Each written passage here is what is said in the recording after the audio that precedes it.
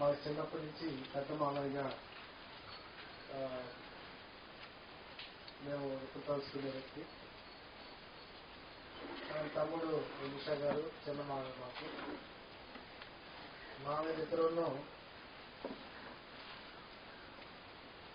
నాలుగుని నా మేనకోడలను ఎప్పుడూ చాలా ఆప్యాయతతో చూసుకునేవాళ్ళు. వారు నాకు తీసిన పైకి వచ్చిన సందర్భంలో కుప్పంలో ఆదికోట్లో పనిచేసుకునేవాళ్ళు. సెలవులకు వెళ్ళినప్పుడు చాలా తక్కువ చూసుకునేవాళ్ళు. ముఖ్యంగా చదువు గురించి ఎన్నో విషయాలు చర్చిస్తూ ఉండేవాళ్ళు. పైకి రావాలి, చక్కగా చదువుకోవాలని ఆతృత చూపించేవాడు. తర్వాత ఎగ్జామ్స్ ప్రాక్టీస్ చేశారు, ఎన్ని మార్కులు వస్తున్నాయి, ఇంకా చక్కగా చదవాలని ఆయన ప్రోత్సాహపరిచేవాళ్ళు. అన్నిటి నుంచి కూడా వాళ్ళు ప్రతి నిత్యం చూపించే ఆప్యాయత నేను మర్చిపోలేదు.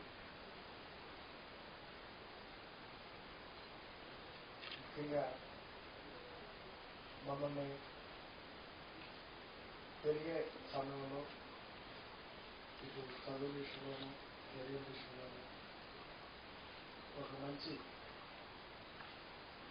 దిక్సూచిగా వాళ్ళు పనిచేశారు.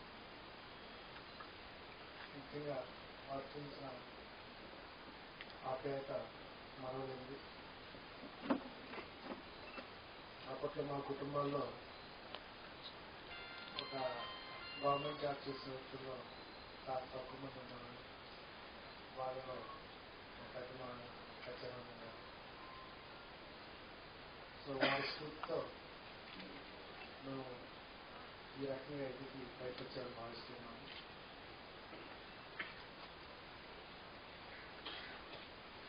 వారి యొక్క ప్రోత్సాహం ఆప్యాయత మరవలేదు. వారు చివరి దశలో హైదరాబాద్లో ఉన్నప్పుడు ఒకసారి కలవడం జరిగింది. అప్పుడు కూడా చక్కగా పైకి రండి ఆయన ఆశీర్వదించారు. ఏదేమైనా కానీ వారి యొక్క ఆశీర్వాదము ఆప్యాయత మేము మరవలేదు.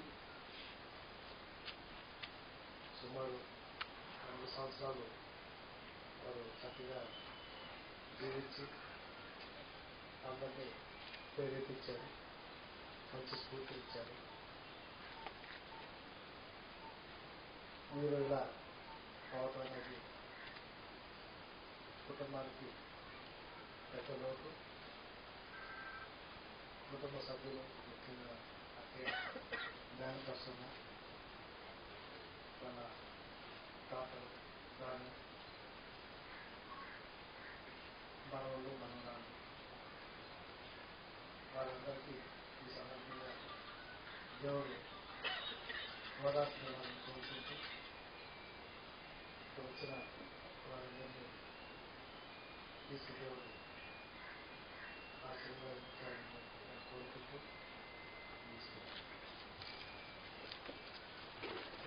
థ్యాంక్ యూ బ్రదర్ ప్రసాదరావు గారు.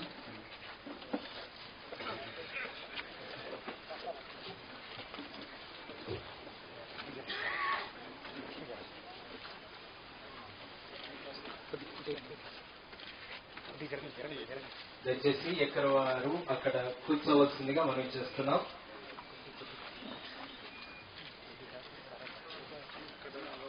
అందరం ఒక పాట పాడుకుందాం. ఒక పాట పాడుకుందాం.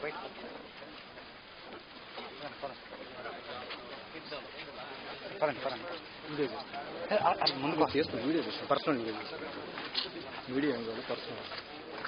ప్రభువా నీవే నమ్మకమైన సామర్థ్యుడవు, ప్రభువా నీవే నమ్మకమైన సామర్థ్యుడవు, ఎంతో గొప్ప అద్భుతమైన రక్షకుడా దయాళుడా ఎంతో గొప్ప అద్భుతమైన రక్షకుడా దయాళుడా ప్రభువా నీవే నమ్మకమైన సామర్థ్యుడవు ప్రభువా నీవే నమ్మకమైన సామర్థ్యుడవు అపారమైన